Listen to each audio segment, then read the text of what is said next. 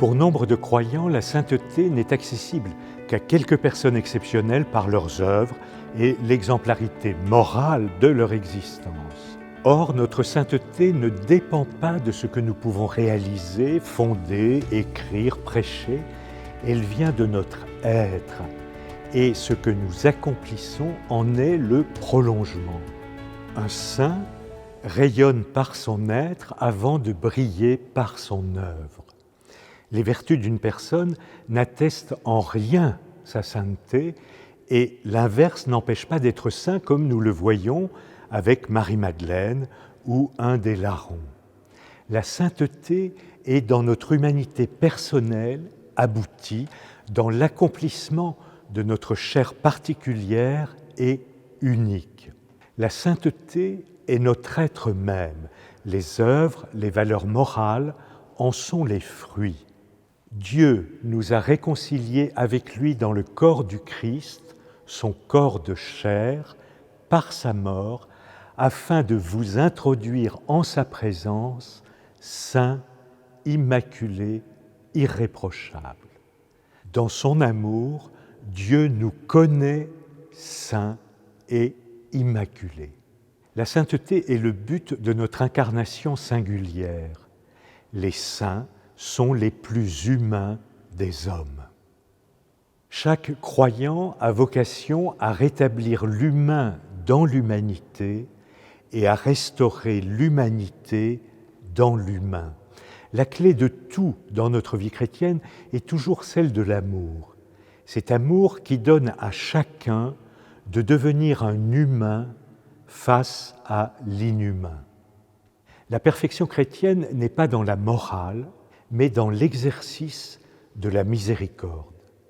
Être miséricordieux, c'est vouloir la vie des autres, même de nos ennemis, comme Dieu veut la vie de tous, même du pécheur. La sainteté n'est pas liée à une quelconque excellence inatteignable, mais à l'exercice ordinaire de la charité.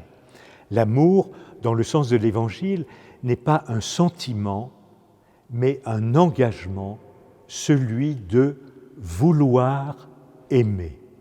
Il n'y a pas de modèle de sainteté, seulement des exemples d'incarnation. Nous n'avons pas à imiter quiconque, mais à faire notre chemin personnel, intime. Notre seule imitation est celle du Christ, humble, doux, pauvre, souffrant. Celui qui croit au Fils a la vie éternelle. C'est au présent. Nous sommes invités à entrer dans la compréhension de notre propre existence inscrite dans la suite de celle de Jésus. Quand nous prions pour les défunts, ce n'est pas pour exhorter Dieu au pardon de leurs fautes. Elles sont déjà effacées par le don du Christ.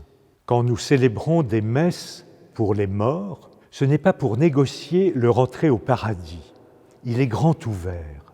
Qui écoute ma parole et croit en celui qui m'a envoyé a la vie éternelle et il échappe au jugement, car déjà il est passé de la mort à la vie.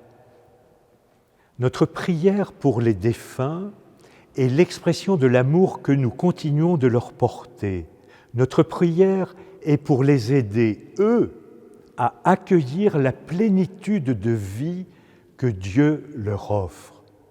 Nous ne tentons pas de fléchir Dieu, mais bien le cœur de ceux pour lesquels nous prions. Quand nous invoquons les saints ou la Vierge Marie, ce n'est pas pour qu'ils plaident en notre faveur auprès de Dieu, mais pour qu'ils nous assistent, nous, pauvres et pécheurs, dans notre lutte contre le mal et qu'ils nous aident à nous ouvrir à sa grâce. Que tous soient un comme toi, Père, tu es en moi et moi en toi. Qu'ils soient un en nous, eux aussi. Dans ce que l'Église nomme la communion des saints, avec le Christ, les participants de la vie divine œuvrent au bien les uns des autres.